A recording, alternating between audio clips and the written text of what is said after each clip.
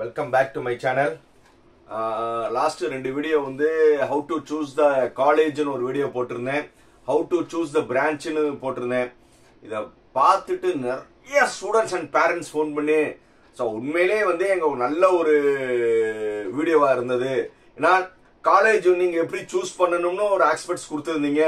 அதுக்கப்புறம் வந்து பிரான்ச்சை எப்படி சூஸ் பண்ணணும்னு சொல்லியிருந்தீங்க. அந்த பிரான்ச்லயும் டாப் காலேஜஸ்ல வந்து எந்தெந்த பிரான்ச் சூஸ் பண்ணணும், அதுல பிரைமரி பிரான்ச் செகண்டரி பிரான்ச்னு நீங்க கிளியரா நீங்க எக்ஸ்பிளைன் பண்ணீங்கன்னு.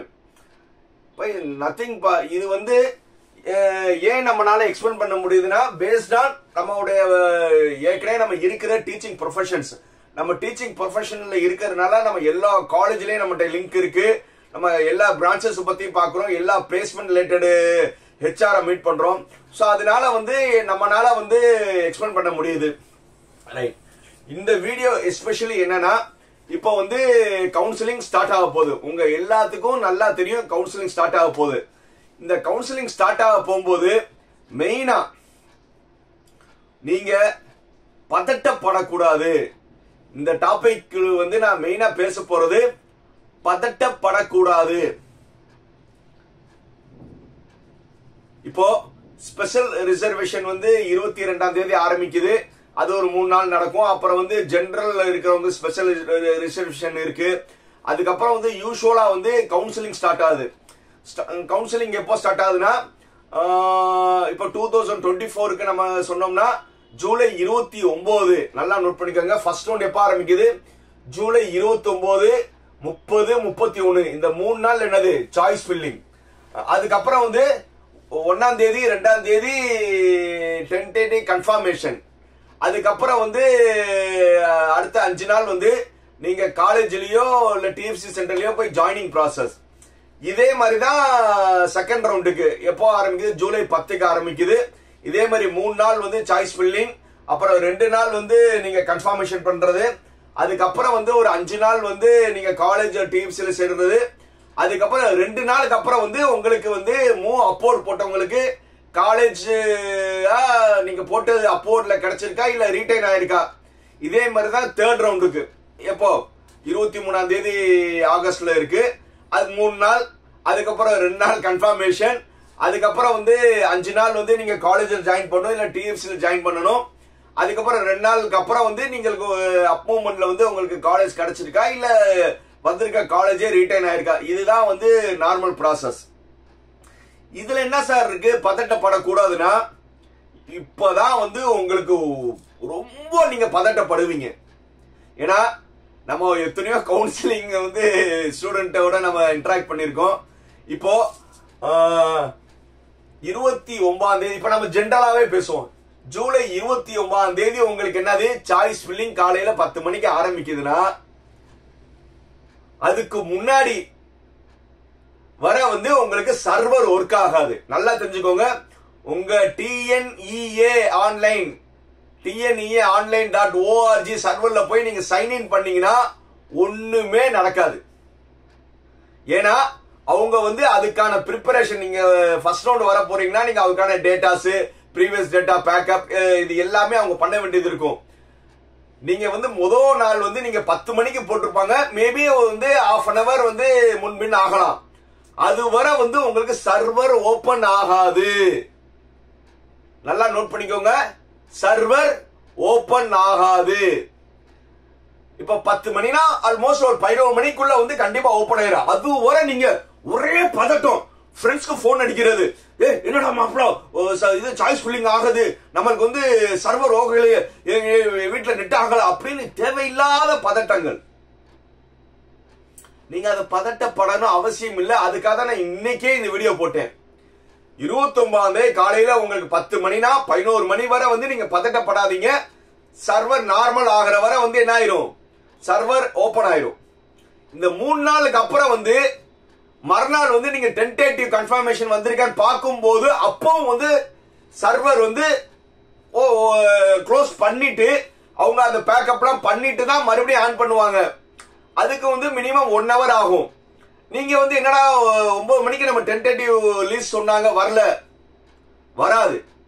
நீங்க அந்த இடத்துல என்னது 2 நாள் டைம் தராங்களே, ரைட், 1 hour வெயிட் பண்ணி நீங்க 1 hourக்கு அப்புறம் பாத்தீங்கன்னா நார்மலா இருக்கும். அது அந்த 1 hourக்குள்ள வந்து என்னது ஒரே பதட்டம். இது எப்படின்னா வந்து இப்போ சென்னையில இருந்து நீங்க மதுரைக்கு வரீங்க, இல்ல சரி மதுரையில இருந்து சென்னைக்கு போறீங்க, நீங்க எப்படி வேணுமா எடுத்துங்க. இப்போ மதுரையில இருந்து நீங்க சென்னைக்கு போறீங்கன்னா அப் டு வந்து தாம்பரம் வர வந்து நல்லா தூங்கிட்டு உட்காந்து பேசிக்கிட்டே வருவீங்க. நீங்க இறங்க போறது எக்மோரா இருக்கும். என்னது? நீங்க இறங்க போறது எக்மோரா இருக்கும். தாம்பரம் தாண்டி இந்த பல்லாவரம் மீனாம்பாக்கம்லாம் தாண்டினோடனே நீங்க வந்து என்னது இந்த சூட் கேஸ் எல்லாம் எடுத்துட்டு எல்லாம் எடுத்துட்டு என்ன செய்வீங்க, அந்த கேட்டு கிட்ட போய் நிப்பீங்க. அது வந்து இன்னும் 1/2 hour இருக்கு. ஆனா நம்ம என்னது, அந்த ட்ரெயினோட டெஸ்டினேஷன் எக்மோர்ல தான் போய் நிக்க போகுது.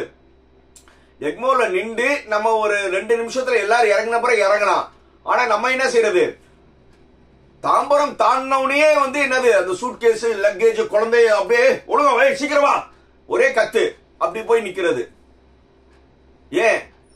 அதுதான் ஆன்சைட்டி, பதட்டம்.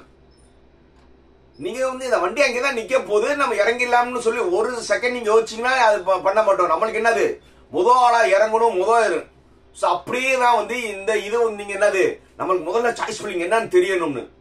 பதட்டப்படாதீங்க. பதட்டப்பட உங்களுக்கு தவறுதல் நடக்கும். ஏன்னா சாய்ஸ் ஃபில்லிங் பதட்டத்துல வந்து நீங்க ஓபன் பண்ணி சாய்ஸ் ஃபில்லிங் போட ஆரம்பிச்சீங்கன்னா நீங்க வந்து சாய்ஸ் ஃபில்லிங்ல தப்பு பண்ணிடுவீங்க. புரியுதா? ஏன்னா வேக வேகமா அப்படி பண்ணும்போது என்ன செய்வீங்க, தப்பு பண்ணுவீங்க. அதே மாதிரி இது வந்து சர்வர் வந்து ஒவ்வொரு ப்ராசஸ்க்கும் என்னது சர்வரை க்ளோஸ் பண்ணுவாங்க. டிஎன்இ ஆன்லைன் வெப்சைட்டே ஓபன் ஆகாது, அதுக்கப்புறம் தான் ஓபன் ஆகும். இது மைண்ட்ல நல்லா தெரிஞ்சுக்கோங்க. இது வந்து 3 ரவுண்ட் ஸ்டூடெண்ட்டுமே மறுபடியும் சொல்றேன், அந்த 3 நாள் சாய்ஸ் ஃபில்லிங்க்கு முன்னாடி ஒரு 1 hour வர ஓபன் ஆகாது. அப்புறம் டென்டேட்டிவ்க்கு முன்னாடி சர்வர் ஓபன் ஆகாது. அப்புறம் கன்ஃபர்மேஷன்ல ஓபன் ஆகாது. அதுக்கப்புறம் வந்து நீங்க அப்ரூவ்மெண்ட் போட்ட பிறகு மறுபடியும் வந்து ஃபைனல் அலாட்மெண்ட் பார்க்கும்போது ஓபன் கொஞ்ச நேரம் சர்வர் க்ளோஸ்ல இருந்தா ஆகும். இத மைண்ட்ல வச்சுக்கோங்க. ரைட். அடுத்தது சாய்ஸ் ஃபில்லிங் பண்ணும்போது அவங்க வந்து 3 நாள் டைம் தராங்க. 3வது நாள் 5 மணி வரை தராங்கல, நீங்க 3வது நாள் 5 மணி வரை காத்திருக்க கூடாது. அதே மாதிரி முதல் நாள் வந்து உடனேயும் போடக்கூடாது. சாய்ஸ் ஃபில்லிங் ஆரம்பிச்ச உடனே வந்து சாய்ஸ் ஃபில்லிங் போட்டு லாக்க போட்டீங்கன்னா அதுக்கப்புறம் வந்து நீங்க மறுபடியும் யோசிச்சு வந்து நீங்க சாய்ஸை மாத்தணும்னு நினைச்சா உங்களால மாத்த முடியாது. பட் ஒரு கண்டிஷன் மாத்தலாம், பட் அது பண்ணாதீங்க. நீங்க வந்து தெரியாம லாக் பண்ணிட்டு மறுபடியும் மாத்தணும்னு நினைச்சீங்கன்னா டிஎஃப்சி சென்டர்ல போயிட்டு நீங்க ரெக்வஸ்ட் எழுதி கொடுத்தீங்கன்னா ஒரு 1 hourல லாக் ஓபன் பண்ணிடுவாங்க. சோ அந்த அளவுக்கு நீங்க பண்ணாதீங்க. பெரும்பாலும் நீங்க லாக் போடாதீங்க. அதே மாதிரி சாய்ஸ் ஃபில்லிங் வந்து ஒரு 3 நாள் டைம் இருக்கு, 5 மணி வரை டைம் இருக்குன்னா 4:45 வரை வெயிட் பண்ணாதீங்க. ஒரு மத்தியானம் 1 மணி 2 மணிக்குள்ள வந்து நீங்க எல்லாம் முடிச்சிருங்க. ஏன்னா மேபி வந்து அங்க எப்படி சர்வர் வந்து ஒர்க் ஆகலையோ உங்க சைட்ல வந்து இன்டர்நெட் வந்து உங்க இன்டர்நெட் சர்வர் வந்து ஒர்க் ஆகாம போகலாம். புரியுதா? எல்லாமே பாசிபிலிட்டிஸ் இருக்கு. அதனால நீங்க லாஸ்ட் மூமெண்ட் வரை வந்து நீங்க என்ன செய்யக்கூடாது, சாய்ஸ் ஃபில்லிங்காக வெயிட் பண்ண கூடாது. 5 மணி அவங்க டெட்லைன் கொடுக்குறாங்களா, ஒரு 1 மணி 2 மணிக்குள்ள வந்து நீங்க இதை முடிச்சிருங்க. இப்படி முடிக்காம வந்து நான் நல்ல நேரம் பார்த்து கடையில் 4:55 வரை நான் பார்ப்பேன்னா அந்த நேரத்தில் உங்களுடைய நெட்டு ஒர்க் ஆகல, உங்க ஏரியா டவர் ஒர்க் ஆகலன்னா உங்களுக்கு ஒரு பதட்டம் இருக்கும். ஸோ அதனால வெல் அண்ட் குட்டா வந்து ஒரு 2 to 3 ஹவர்ஸ்க்கு முன்னாடியே நீங்க சாய்ஸ் ஃபில்லிங் பண்ணி முடிச்சிருங்க.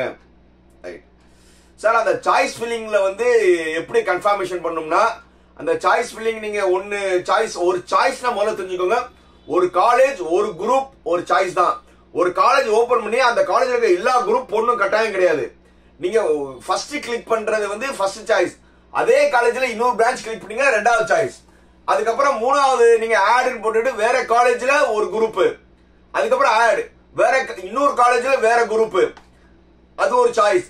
அதுக்கப்புறம் மறுபடியும் போயிட்டு வந்து முதல்ல நீங்க போட்ட காலேஜ்ல வேற குரூப், இப்படி நீங்க போடலாம். போட்டு முடிச்சோடனே அந்த சாய்ஸ் ஆர்டர்ல கீழே பாத்தீங்கன்னா ரீ ஆர்டர்னு இருக்கும். அந்த ரீ ஆர்டர் அமுக்கிட்டீங்கன்னா உங்களுக்கு நீங்க போட்ட சாய்ஸ்லாம் வந்து நீங்க எதை நீங்க ஃபர்ஸ்ட் செகண்ட் போட்டீங்களோ அது வருஷ பிரகாரம் வந்துடும். அது வந்த பிறகு நீங்க வந்து கீழே வந்து அப் ஆரோ லோ ஆரோ இருக்கும். நீங்க அப்பு வச்சு போட்டீங்கன்னா நீங்க 7வது இருந்து 6, 6ல இருந்து 5, 5ல இருந்து 4 அப்படியே முன்னாடி போகும். எதுவரை போனோமோ மூவ் பண்ணி நீங்க நிப்பாட்டிக்கலாம். புரியுதா? அதே மாதிரி மேல இருக்க கீழே கொண்டோம்னா டவுன் ஆரோ வச்சுட்டு அப்படியே நீங்க அமுக்குனீங்கன்னா அப்படியே கீழே இறங்கிட்டே வரும். இப்படியும் பண்ணலாம். இல்லன்னா டிராக் அப்படி அமுக்கிட்டு அப்படியே இழுத்து கீழேயும் கொண்டு வரலாம். இப்படியும் பண்ணலாம். நிறைய ஆப்ஷன் இருக்கு. ஆனா வந்து செல்லுலயும் பண்ணலாம். பட் வந்து செல்லுல வந்து ரொம்ப காம்பாக்டா இருக்கும்போது நீங்க டிராக் அப் பண்ணும்போது மேபி தவறு நடக்கலாம். ஆனா சாய்ஸ் ஃபில்லிங் வந்து என்னைய பொறுத்தவரை லேப்டாப் இல்லைன்னா பிசில பண்றது நல்லது. செல்லுல பண்ண முடியாதுன்னு சொல்லல, பண்ணலாம். ஆனா வந்து ரொம்ப கேர்ஃபுல்லா இருங்க. இன்கேஸ் நீங்க செல்லுல தான் பண்ணணும்னு நினைச்சீங்கன்னா நீங்க முடிச்ச உடனே டவுன்லோடுன்னு சொல்லி அந்த பிடிஎஃப் பண்ணிட்டீங்க, அந்த நீங்க பண்ண சாய்ஸ்லாம் கரெக்டா வந்துடும். ஏன்னா செல்லுல வந்து ரொம்ப சின்ன ஸ்கிரீன்னால வந்து உங்களுக்கு அவ்வளோ கிளியரா தெரிய வாய்ப்பு இல்லை. My best advice choice filling தான் வந்து உங்களுக்கு ரொம்ப மெயினானது. Use laptop or PC. Sir இது ரெண்டுமே இல்லைன்னா நீங்க வந்து முடிஞ்ச வரை வந்து நீங்க செல்லுல ரீஆர்டர் பண்ணிட்டு நியர் அபவுட் ப்ரௌசிங் சென்டர்ல போய் வந்து பெரிய ஸ்கிரீன்ல பாத்துக்கோங்க. இது என்னுடைய அனுபவத்துல அட்வைஸ்ல சொல்றேன். வேற என்னன்னா 3வது நாளுக்கு அப்புறம் வந்து நீங்க 7 சாய்ஸ் வந்து நீங்க அக்செப்ட் பண்ணணும். இந்த ப்ராசஸ் நீங்க பண்ணியே ஆகணும். புரியுதா? 3 நாள் சாய்ஸ் ஃபில்லிங் அப்புறம் 4வது நாள் 5வது நாள் நீங்க கண்டிப்பா ஓபன் பண்ணி ஏதாவது ஒரு சாய்ஸை கிளிக் பண்ணணும். நிறைய பேர் வந்து தெரியாம வந்து கிளிக் பண்ணாம விட்டீங்கன்னா நீங்க அடுத்த ரவுண்டுக்கு போயிருவீங்க. கண்டிப்பா வந்து நீங்க என்ன செய்யணும், 4வது நாள் டென்டேட்டிவ் கன்ஃபர்மேஷன் சொல்றாங்களே எல்லாருமே ஓபன் பண்ணி பண்ணணும். 7.5ல இருக்கிறவங்க 2 சாய்ஸ் போட்டுருப்பீங்க, 2லயும் போய் பண்ணணும். ரைட். இதே மாதிரி வந்து நிறைய இன்ஃபார்மேட்டிவ் வீடியோஸ் வந்து இப்போ பண்ணோம்னா வீடியோ லென்த்தியா இருக்கும். ஏன்னா கொஞ்சம் ரொம்ப முன்னாடி சொன்ன மாதிரி இருக்கும். நீங்க சாய்ஸ் ஃபில்லிங் ஆரம்பிங்க, உங்களுக்கு ப்ராப்பர் கைடன்ஸ் இருக்கும். நான் ஏற்கனவே சொன்ன மாதிரி, நான் வீடியோல சொன்ன மாதிரி நீங்க எப்போதுமா வந்து என்னை கால் பண்ணலாம், என்ன டவுட் வேணுமான்னு கேட்கலாம். மீண்டும் அடுத்த வீடியோ சந்திக்கும் வரை பார்க்கிறவங்க சப்ஸ்கிரைப் பண்ணாதவங்க என்னது லைக், கமெண்ட், ஷேர், சப்ஸ்கிரைப் பண்ணாதவங்க சப்ஸ்கிரைப் பண்ணுங்க. Bye by.